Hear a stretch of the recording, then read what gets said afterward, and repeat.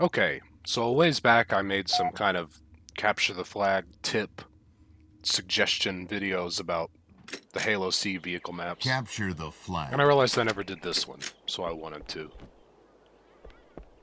Where to start? My normal first plan of attack is going to be to race to middle and try to grab the fuel rod and whichever of the two power-ups spawn. It alternates between overshield and camo. So as long as I can get in a ghost and get moving very fast, I can almost always beat people here. And I'll usually drive up this ramp, eject out onto the fuel rod, pick it up, and that way you can take on oncoming vehicles as soon as they show up and hopefully stop the first outside push. If I'm lucky enough to get camo as I did here, then my next step, barring, running into more vehicles as they kind of stagger out or something, will be to try to race up to their outer ridge here. I'm going to do one of my vehicle ejects. That was an absurdly good one. Got a lot of range there. And then stick along the wall. It's pretty easy to spot people with camo, but in a pinch, as long as you stay out of their line of sight, you can oftentimes get that done. Red team has the flag. So let's say there's people spawning out front and I want to take it in the interior. If you can learn about fuel rod jumping, this is going to be my suggestion, because you either have to get lucky and have a teammate meet you here and then you toss it, or you can toss yourself, like so. Red team has the flag. That will, prevent you from having to make that whole outside loop, and oftentimes they'll fill the middle room and wait for you to come back on your sniper ramp and get you. Red team. You lose a lot of flags that way. What else? Okay. I don't like cheap camping spots. I really try hard to avoid them. I respect most of the people we play in custom browser with, so I avoid them. But if you were looking for a cheap camping spot, it'll take them a while to be able to deal with you up here. It's hard to kind of, especially for a controller player who's not experienced, to come in, turn around, aim up. A lot of people don't even know about that spot, so that can be useful if you're being a cheap bastard. So let's show off, like if I'm trying to enter their base quickly, same thing. You just aim the fuel rod at your feet and jump. Pretty fluid motion. Unfortunately, you'll lose your shield, so you will get slapped down immediately if someone is coming up the ramp at the same time. And since most servers play with no radar, you won't always know that's coming. Okay, I was real hesitant to share this one, because one of the people we play with told me about it, and not many people seem to know it. You can survive safely if you land on this exact curve. Not on the top will kill you, but the curve will let you land without dying in almost every case. And this can be great if maybe there's a vehicle down here you want to collect, or the power up, or the fuel rod. So very handy. Let me respawn and talk about some more vehicle stuff. Oh, long respawn. I do mostly like this map. I think my only complaint is that there is a 30-second respawn sniper rifle above where I'm at in the middle there, along with a minute respawn overshield. Now, I'm just waxing poetic here, but I really probably would have made it where there's only an overshield there, and you have to pick up the sniper ammo before you go out there, and thus return to get more if you're out. I think that was an oversight. That if a good shooter is up in that top mid, they can really hold the map. So driving is pretty easy, I think. You should probably avoid it until you've practiced some, because you don't want to block up tunnels. And obviously, even if you're good, sometimes you're going to meet someone with a rocket or a good grenade, and they're just going to blast you. But you can essentially drive the whole tunnel section pretty smoothly. The Ghost can fit in these tunnels on both sides. We'll have to talk about the weird invisible wall that's here when I get into Warlord. But you can fit in and then, drive through the whole way.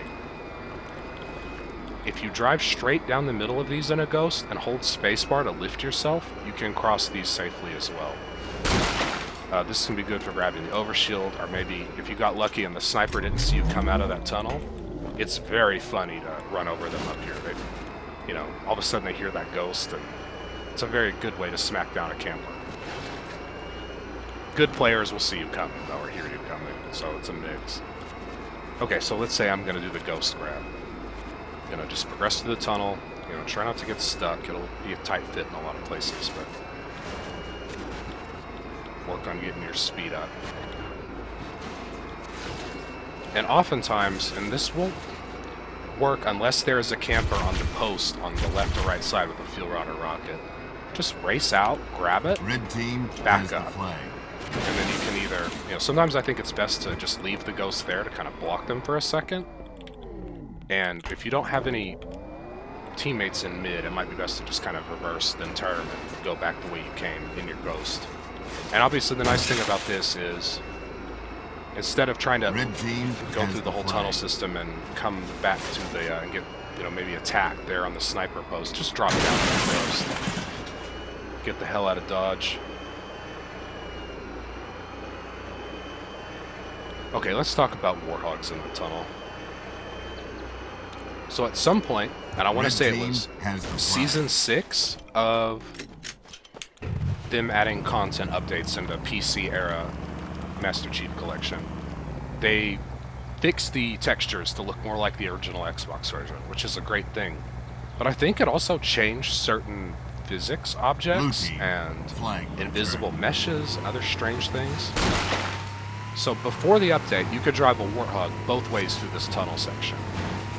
And if you knew what you were doing, it was pretty fun. I mean, you can get killed and they'll get stuck and jam up people, which is unfortunate, but it was also really neat to do this. But the update I'm talking about, put an invisible wall here for Warthogs, and it's only on this particular tunnel, not on the other one. So there's no way you can get that through there. You can't, I don't think you can punch it through, you can't grenade it through. So you really should never, if you're driving, don't fall to my death. Okay, that's fine. I'm going to respawn and do it again.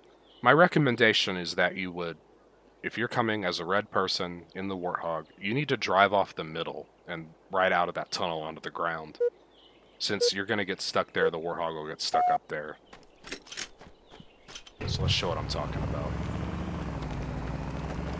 And friendly reminder, if you spin, if you turn really hard, either direction, before you drive a Warthog off a risky ledge, you're way less likely to flip. So that's what I'm going to do when I come up to the mid here.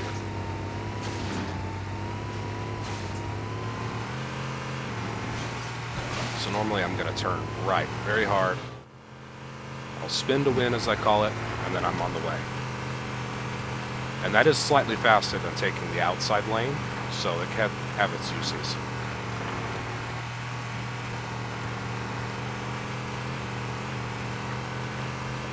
Okay, so let's say I'm a blue. I want to drive through the tunnel. Great. I can take the Warthog all the way through. The invisible wall is not existent on the red rocket sniper ledge tunnel. For reasons I do not understand and never will. So as for this, it's hard to explain. You need to keep your front wheels on the ramp. If either front wheel goes off, you're falling to your doom. But as you saw there, there's no barrier, no wall. I can just plow through.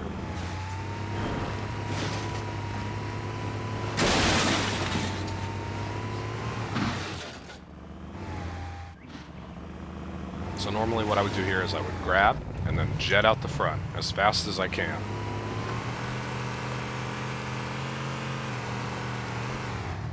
Ooh, that's a great vehicle launch. Wow. So I think that about covers it. I mean, the other thing you need to be mindful of... Ooh, bad throw. If you're driving in this outside ring, is that a lot of people will gravitate towards that overpowered sniper spot I mentioned. The rocket ramps there. Also, some people will just stand there and wait for a vehicle to pass by and get them easy. So just always be mindful of what's above you. And if you've got a lot of hard campers on this, on either base, you might want to look into the concept of vehicle ejecting. I've made a video kind of talking about it, but sometimes being able to jet in there real fast, will prevent you from getting rocketed or fuel rodded by somebody. I'm going to show that drop down in the middle thing one more time, because it's definitely saved me on foot as well. If I knew they were behind me in such a way that I didn't feel comfortable doing the fuel rod or a toss, and I knew outside was clear, or thought it was, has the flag. Then I would line it up. And if you're lucky, you'll get something like an overshield that'll help you even more. And then, you know, hopefully someone will pick you up, but I would juggle it back home. So I guess that about covers it. This is a fun map as long as people don't sit 6 deep on the base or stuff their warthog entrance with, or their tunnel entrance with warthogs, or, you know, just be boring. I think the mix of vehicle and interior combat is really good when it's working as intended. So I guess that about covers it. Thank you for watching.